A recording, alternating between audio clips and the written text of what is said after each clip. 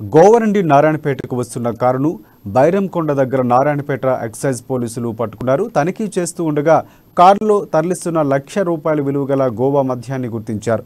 బైరంకొండ గ్రామానికి చెందిన ఆంజనేయులు అనే వ్యక్తి న్యూ ఇయర్ వేడుకలకు ముందస్తు ప్లాన్గా తీసుకువచ్చి గ్రామంలో అమ్మేందుకు ప్లాన్ చేసినట్లు పోలీసులు గుర్తించారు. నిందితుల నుంచి మద్యాన్ని స్వాధీనం చేసుకుని కేసు నమోదు చేసినట్లు పోలీసులు తెలిపారు.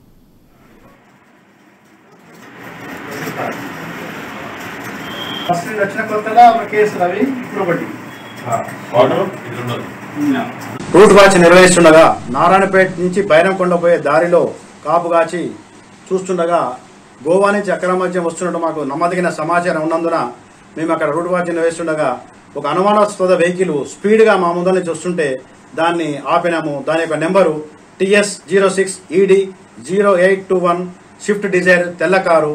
దాన్ని ఆపి దాన్ని విచారించి దాన్ని డోర్ తీసి చూడగా దాంట్లో కార్డన్స్ ఉన్నాయి. ఇవి ఎక్కడి నుంచి తెస్తున్నావు అనగానే నేను గోవా నుంచి తెస్తున్నా అని చెప్పాడు. లైసెన్స్ ఉందా అంటే ఎలాంటి లైసెన్స్ లేదని తెలియజేసినాడు.